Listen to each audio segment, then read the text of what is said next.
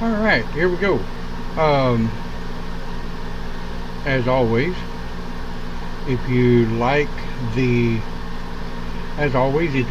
the music, I put the link over in the description area on the right hand side of the Facebook chat, as well as in the description of our archives on YouTube. and other channels that we support. Right. Live with a Shaman. Welcome back. Again, a reminder, and I have been told I have to say this at every broadcast of Live with a Shaman. This is an adult channel. We say adult things. We speak like adults. Well, I may say the occasional curse word, but we do keep it R-rated, I think. We're also simulcast over on Discord. You can locate us on discordapps.com.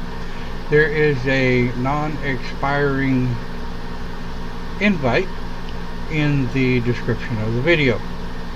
Right, all that said, onward and upward. Live with a Shaman. Hope everyone is having a relatively decent day, week, whatever. I do want to read some of what I wrote over in the description area so that the topic living with shamanism is not misunderstood where I'm going today. I put in being shaman and living with shamanism. That's not always the same thing. Many people today, as always, they feel like they can drop in and out of beliefs, right? Shamanism, witchcraft, fae, whatever. They feel like, I don't feel like being a shaman today, I'm not a shaman. Oh, I'm going to be a shaman right now, so I'm going to act like a shaman. Not a good idea to drop in and out of your belief philosophies like you would change a pair of socks. Now, I've got a topic coming up in Open Pagan Church. We're going to walk the talk. This is kind of, sort of along those lines, but not really. Living with shamanism, anybody that's done it for any length of time, you know is not easy. We follow a different thought process than most. We have a different standard of honor, if you will. And we tend to not have much of a social filter when it comes to talking to people. When people start talking shit, we tend to call them on it. When people start being shitheads, we tend to call them on it. When people tend to be full of shit, we call them on it.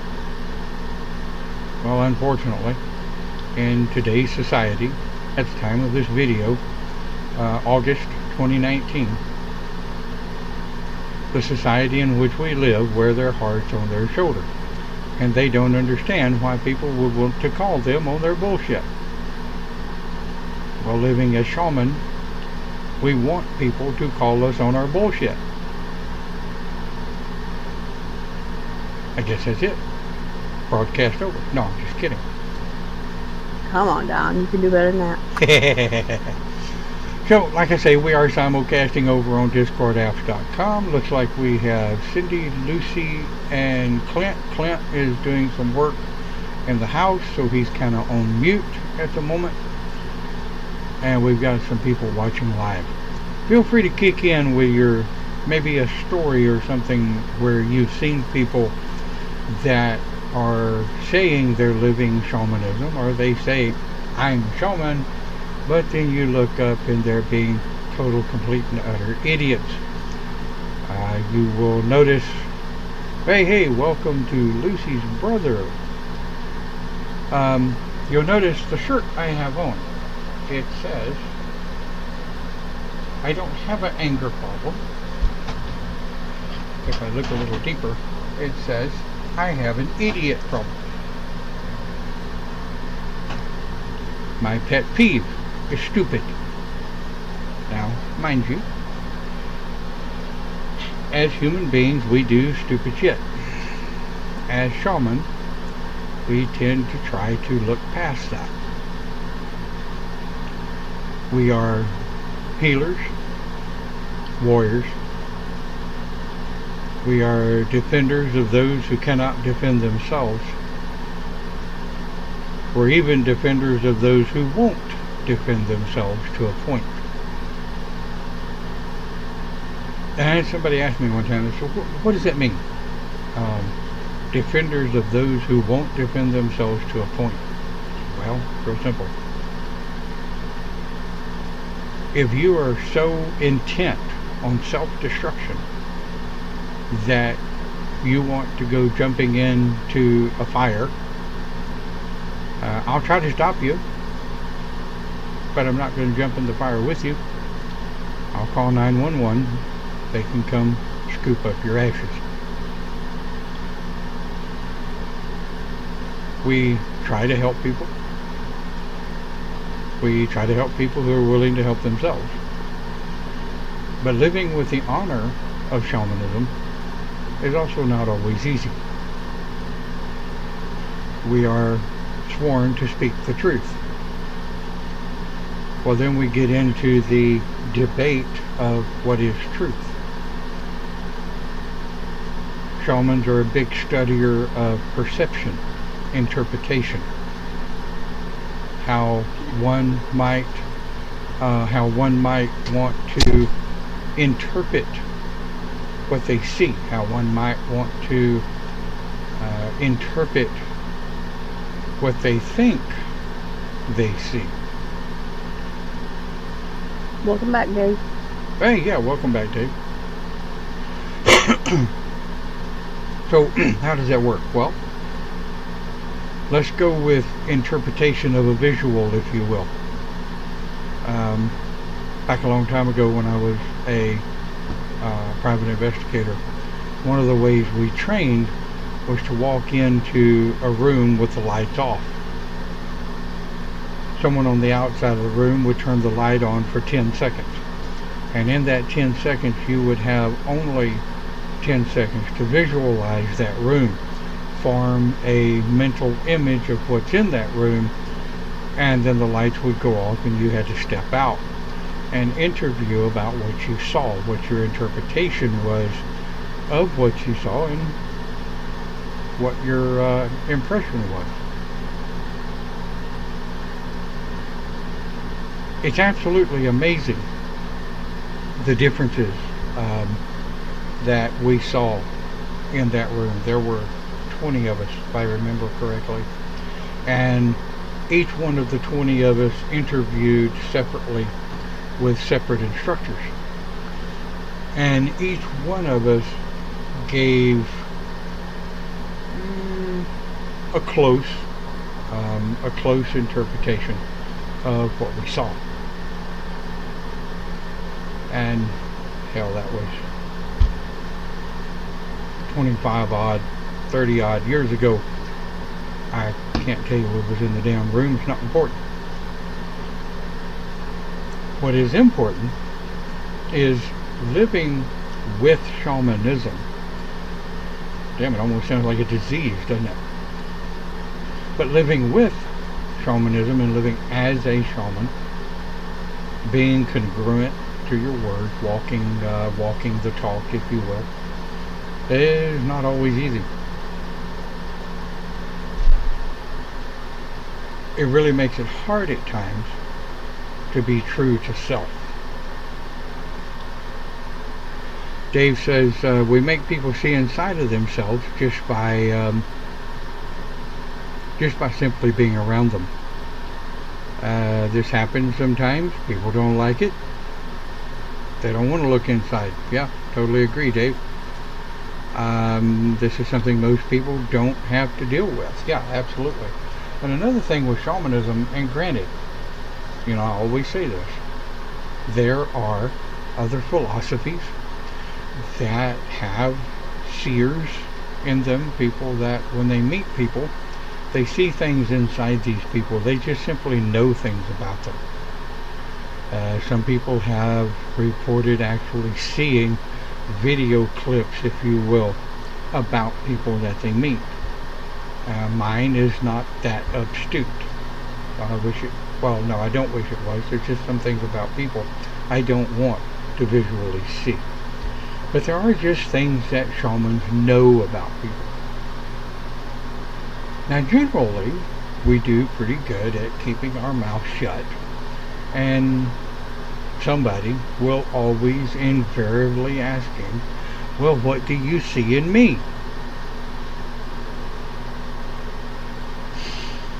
There's a number of times I go, do you really want me to answer that?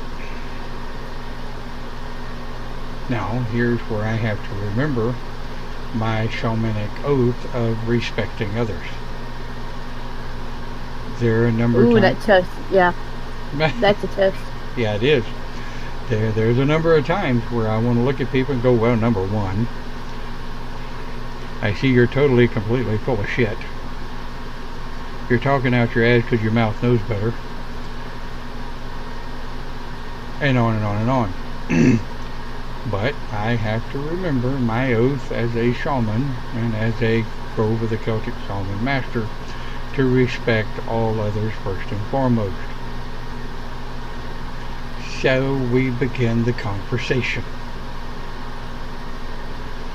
Living with shamanism is an understanding that if I wake up tomorrow and I don't feel like adulting, and how many times have all of us said that? I've gone to work and sent a message out to my team, I don't feel like adulting today. I'm still a shaman, and I have to conduct myself accordingly. That's when I say I'm gonna go in my cave. I don't want to do public society today. Yep, gonna hide. Yep, gonna roll up the sidewalks, unplug the phone, and hide.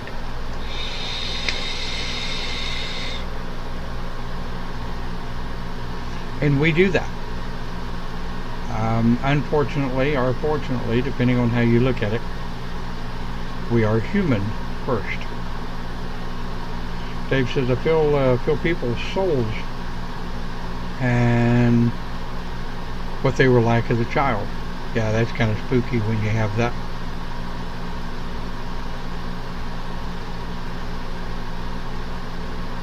How's this for one? I have a nephew that's living with us, and my bullshit meter keeps going off and off and on and on. And it's like, okay, I've had enough. So I blast him, and he usually curtails it for a little while. Well, and you know, I get that, and we've all met people like that. It's, you know, it's like Dave said, you know, it's very hard when your heart overloads with common sense. Well, common isn't very common. It really isn't. My common sense may not match somebody else's. And periodically, I say periodically, more times than not, you meet these people that are so unhappy with their own lives, their own personas, the way they were raised, perhaps, the people they were raised with, perhaps. And maybe they were taught the way they were taught growing up. That persona that they have developed is developed around bullshit. And as sad as it may seem, that is more the norm than one would think. In the society in which we live, we are required to have personas. We, in pagan philosophy, call it the many different hats. I have a hat of the pagan minister. I have a hat of the shaman. I have a hat of the dad, the husband, the son, the friend, the brother, the on and on and on and on and on. But the biggest hat that I wear 24/7 is that of a shaman. The oath I took, the discipline that I follow. And you know, like Dave said, I don't like personas, but we all have them. We all have them, we all have to live them, and we all have to have them. And here's why. This is part of the thing living as a shaman teaches us, or we try real hard to teach each other as we go on. I have a persona at work. It's called Donald Maxwell, team lead of the service desk. I am required to be the leader of a team of technicians, follow particular certain rules and regulations, and in some areas of those rules and regulations, I'm not allowed to have an opinion. And unfortunately, this is the same in any corporation that you work for. If they want your opinion, they'll give it to you. Every once in a while, you run across a supervisor or a manager that actually says, hey, I want your unbridged opinion. I want to know what you think. Of course, my reply is, no, you really don't. But again, living with shamanism, living as a shaman, I have to remember respect. My persona at work is not my persona as a father. When I am, which I always am, a father to my daughter, I have a different way of dealing with things. I have a different way of handling things. If my employees continue to screw up, I tell them real quick, get your head out of your ass or pack your shit and go home. That's essentially my persona at work. If you have a problem, let's talk. The desk is always open. If you don't understand something, absolutely talk to me about it. If you disagree with a rule or regulation that's come down from on high, guess what? Shit flows downhill. When I explain things to them and they still like, I'm not going to do that. Well, you're either going to have to do that or you're just going to have to, pack it up and bugger on out the door. Because it is what it is. I can't change it. I've tried. So you've got a couple of choices. You can either buck it and get fired. You can simply not do it and just walk out the door. Or you can suck it up, buttercup, and get on with it. My persona as a dad is completely different than that. Sit down and let's talk. I'm not afraid to put the belt where the belt is needed, when it's needed. And as a husband, my persona is different than that. As a son to my parents, my persona is different than that. Anybody that studied under me in shamanism, they know that my persona as one of the master shaman in the Grove of the Celtic Shaman is a disciplinarian. I try to be understanding and listen.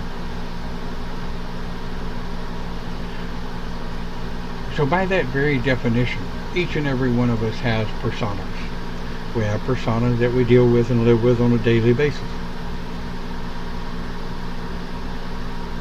So you can see where I may say being a shaman and living with shamanism is not always the same thing. So what do you guys think that are watching, both in the chat and both in Discord? What are maybe some of your stories that you may have where you had to really lean on your shamanistic training dealing with situations?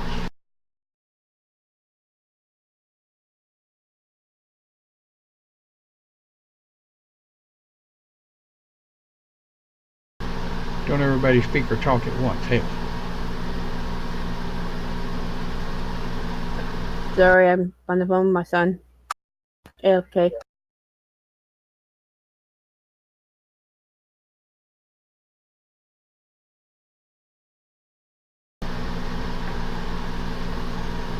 Alright.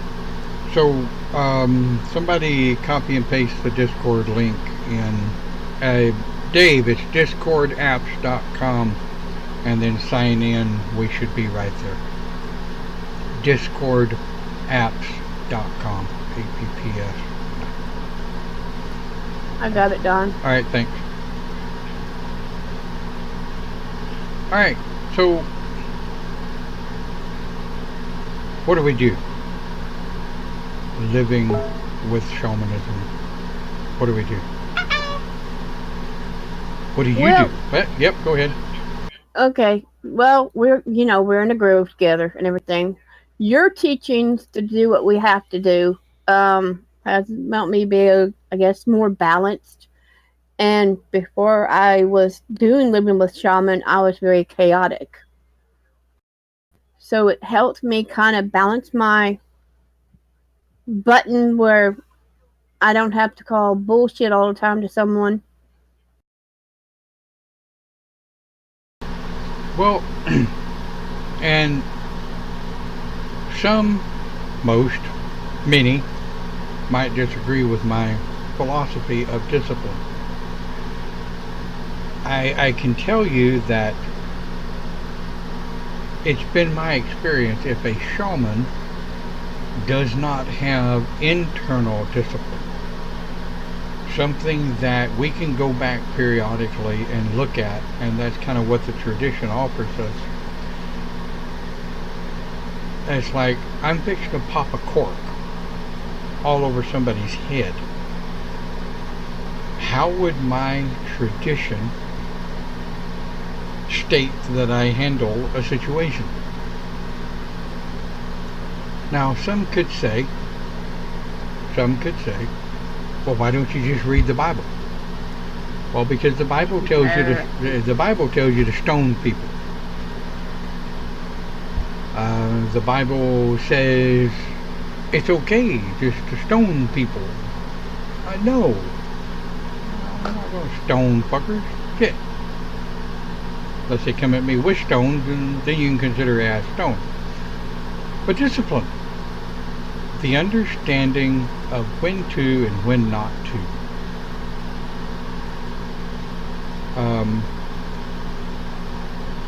We run amok, really. What Cindy was talking about, we chaos takes over, running amok takes over, and before you know it, you're out there talking shit to anybody and everybody just because you disagree with them. Now let me go over that as well, living with shamanism. Now, hear me close, and don't take what I say out of context. Shamanism disagrees with witchcraft, right? Agreed. But being shaman forces us to learn about, understand, and embrace witchcraft and all other philosophical paths and philosophies. The action of shamanism is different from that of the action of witchcraft and fae and others. I'm using witchcraft because it's one of the big three. The big three is shamanism, witchcraft, and druid. Now you want to see some interesting sparks fly.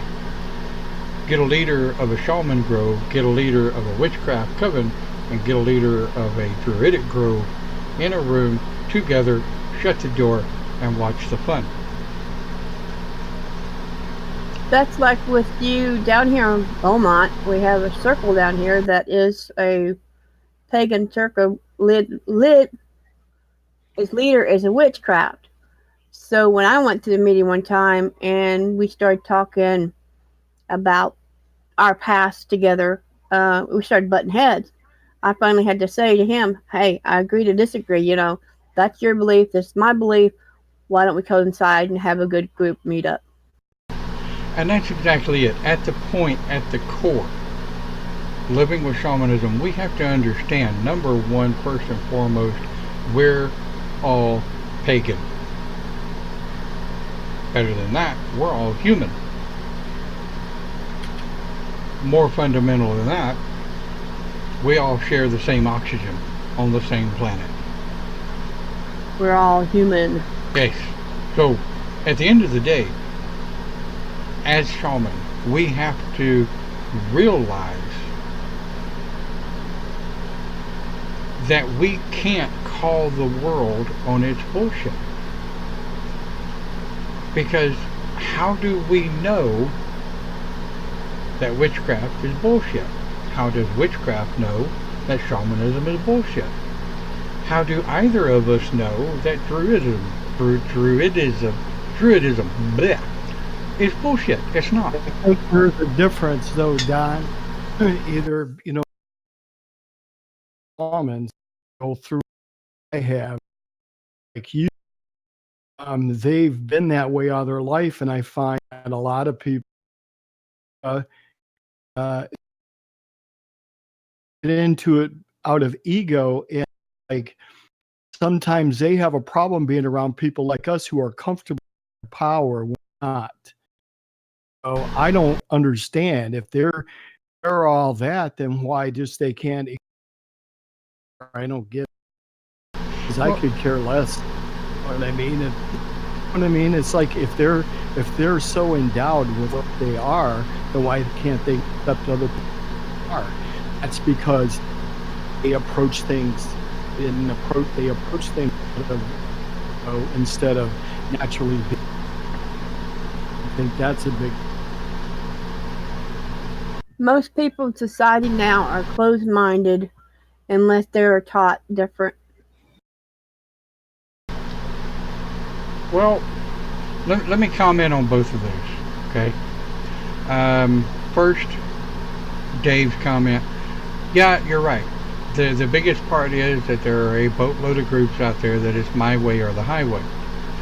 And but to me, it's been my experience that that comes more from the person than the philosophy of the path, because I know enough about Wicca and witchcraft, and they're not the same, to understand the philosophy of the path. Now, when you have a leader or set of leaders or group of leaders, however it may be, those leaders have to be able to say, hold on a minute, stop. I don't have to, it's like Cindy said, I don't have to agree with you to be okay with you as a friend. And this is one of the things that brought me and the leader of the Alexandrian tradition in Beaumont, brought us together as good friends. We knew, I knew, and she knew that we are cut from two different cloths. We carry two different paths, but first and foremost, we're pagan. Now, some people like drama more than others. So they're gonna stick their little proverbial stick in their proverbial cauldron, and they're gonna stir up some drama. There's nothing we can do about that. All we can do in our shamanism is choose to react or not to react, which most of the time ends up being the better choice. And I understand the way some of the Wiccan community has treated you, just simply from the conversations we've had in the past. I too have been the brunt of some of the other pagan communities, philosophies, drama, innuendo, and bullshit. And that's okay.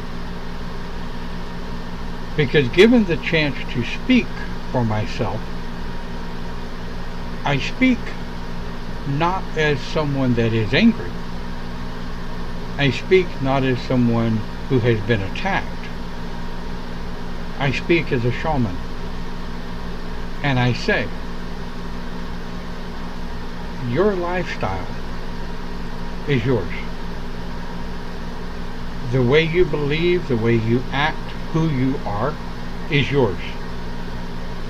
Your family is your family. I pretend not to want to control that. You are not oathed to my shamanic grove, to our shamanic grove now. So I don't choose to tell you how to live. Not my job. Not my path, not my way. So if you think for a plug nickel minute that I'm going to do what you tell me to do because you disagree with my lifestyle or who I am, you're out of your fucking mind. As pagan first, you know, each of us had to embrace paganism before we could actually understand what our pagan path was. That is not what pagans are about. So, as I have said a million times before, if we change our reactions to others' actions, as we approach things from a shamanic philosophy of, I don't care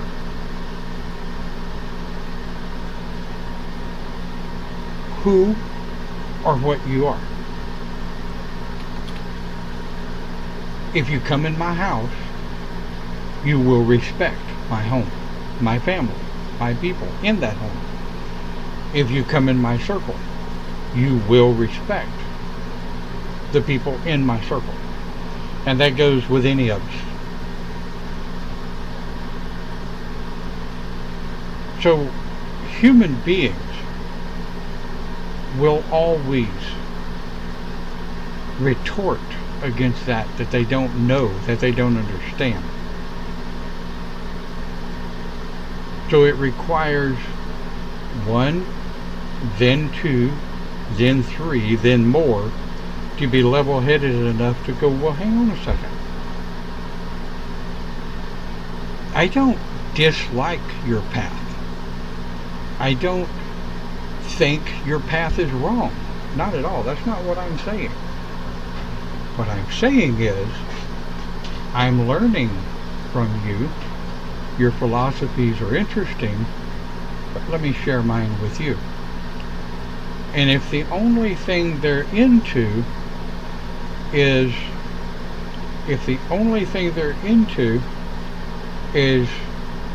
running off at the hinges of the mouth, and they got a whole lot of words coming out, but not a whole lot of them make any sense, and they refuse to listen to reason or the other sides of the coin. After a little bit of time, I said, well, hey guys, look, it was good to meet you. I wish you well. It's getting late. I'm going to bugger off, go find something to eat and chill out for a bit, get ready for tomorrow. I exit on a kind note. Because if I just simply say, you're all fucked, you can all go fuck yourself, you can all go kiss my ass and go to hell, then I am lowering myself to their standards. Does that make any sense to you guys? Yes, it does. And when that happened that last time, I had a couple of his friends from the group contact me, and we kind of got conversation about each of us. Let people, just let them blow like back. But one thing I won't tolerate, expected. That's one thing I tolerate. Sense in with me, I don't be an asshole. But be that way with or I try so hard to, which I do. The older you get in this way, I just don't really surround myself anymore anyway. So I really don't have to worry about it anymore. Now, people,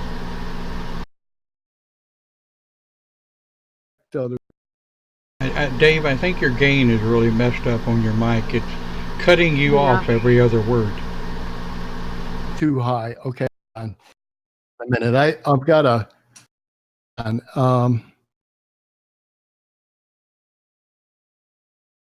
that better? Talk for a little bit and see if it keeps you connected. I've got an interface.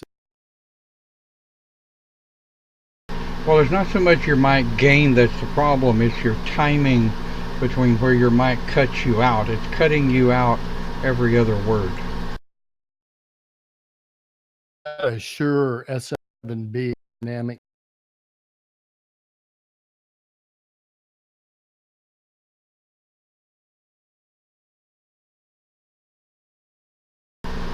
Yeah, it seems to be having a lot of audio problems. I mean, I think I get where Dave's coming from. But at the same time... Hey, Don. Yo. Did you end live with the shaman?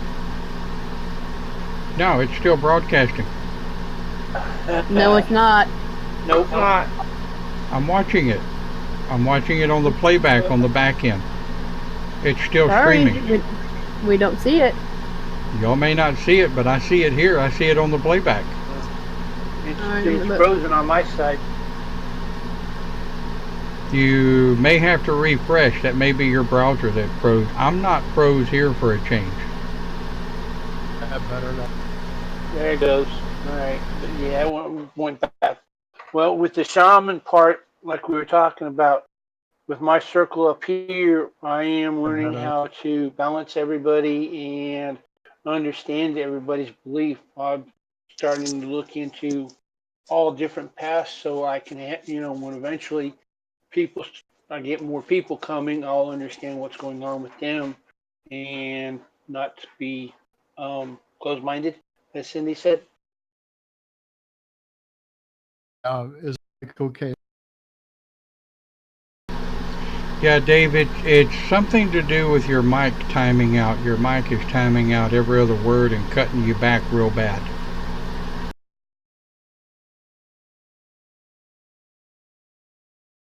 Well, and what Clint was talking about makes perfect sense, but you're also talking about the difference, and that's another one of those hats.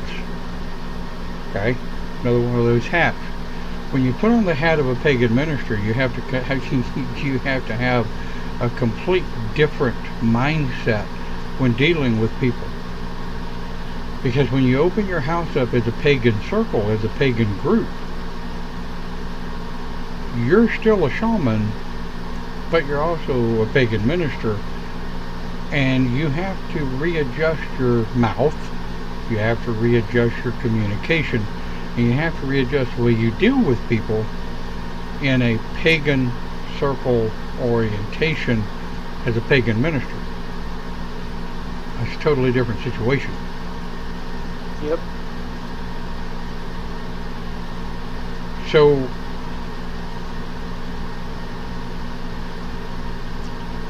what do we do now? We can talk about the asshole things that people have done. We can talk about the way people have treated us through the years, and people treat people badly. It's not a shaman thing, it's not a witch, it's not a druid thing, it's not a fae thing. It's a human thing. People treat people badly. But let's think about some of the things that the community has done for other members in the community. You know, when you're talking about what shamans do to make things better, well, what do you do to make things better? Any idea? As society or individual? Both. Are they not both two in the same? True. If I'm feeling crappy and I'm just not in the mood for things, or I've had a bad experience out in the public because of my tattoo that I have, I'll come home, put some music on, or I'll clean the house real good. Or if that person, like Clint said, he got a minister. Well, I had some lady come over there and start praying over me the other day when I was in Walmart. It's like, ma'am, I'm pagan, thank you, but I don't need it. And see, for me personally, I have a different way of reacting to people praying over me. I have a different way too. You know, if they start praying on me, I will say, "Okay, thank you very much. Yeah, I need all the thank you very prayers I much. can get." Yeah, I mean, I need all the help I can get. You know, um, It just her vibe, her energy was just. It started making me nauseous. yeah, there are those.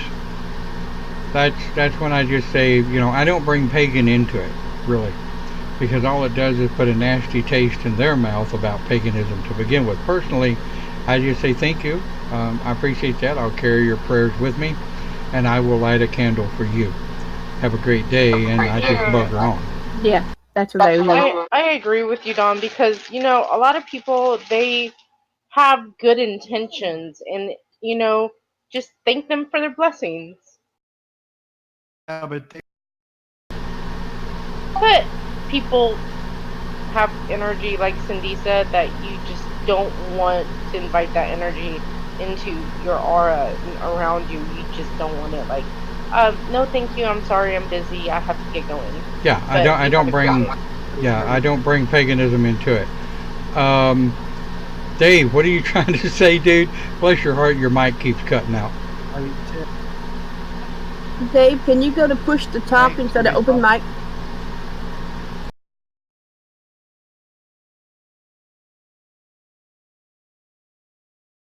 You know how to change that setting?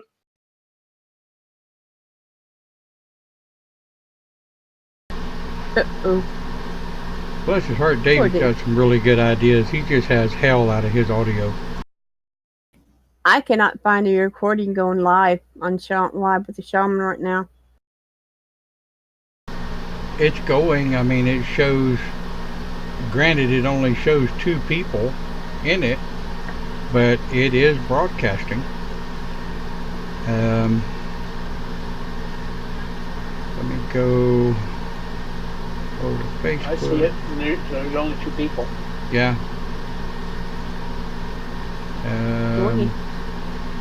According to notifications, it's going. Been going steady for 47 minutes.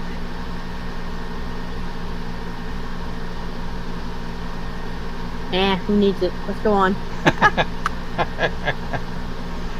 But I mean, Dave says rebooting. Okay. Well, I really think all of us get a concept of what we're talking about living with shamanism. It's not I am shaman, but today I'm not going to respect what you have to say. I am shaman, but you can go fuck yourself because your ideas mean nothing to me. The one I love is I am shaman and you are wrong. Living with shamanism, living as a shaman, puts us in a situation where we are required to conduct ourselves accordingly daily. Does that mean we don't have bad days? Oh, hell no. I have bad days. Everybody has bad days. Does that mean we don't sequester ourselves from time to time in the house and just tell the world to fuck off? Right, we do that. We're human. But does it mean when I'm out in society and I am conducting myself accordingly, people use the term God bless you, and most of them don't even know what the hell it means. And some people, depending on what their energy is and how they come across, sometimes I will say thank you, I appreciate that, and same to you. Other times, if they're being an asshole, I will say yep, and may the goddess walk with you and yours. And I turn around and walk off. I don't give them a chance to retort. I don't wait for a reply. I just tell them thank you very much and may the goddess bless you and yours. And I just walk off, snickering to myself going, But living with shamanism is not always easy, and I want to kind of close with this, right? A lot of people don't think about our families, especially when we live in multi-denominational households. In today's day and time, in order for people to afford the food on their table, more and more people are having to move in to multi-family environments under a single house. We've had to do it here with my parents. I know members of our group that have had to do it. I know members of our group that have family living with them. So when you're in a multi-denominational situation, it's hard on people who don't understand the philosophy of paganism, number one, shamanism, number two, and some people don't understand the lifestyle that you or I or someone else may have chosen for themselves. Whether it's sexual orientation, religious ideology, or lifestyle philosophies. Our families may not get it. And that's okay. It's not your job to make your family understand. It is your job to answer questions where you can. To accept, and here we go with the serenity prayer, accept the things that you can. I mean, change the things that you can. Accept the things that you can't change, and pray for the wisdom to know the fucking difference. Therein lies the whole thing. Living as a shaman is never easy. Hell, living with any religion is never easy. But then when you start talking about dealing with a philosophy or a path that is so up on discipline, there's a lot of paths out there that don't have that discipline. Somebody was going to say something?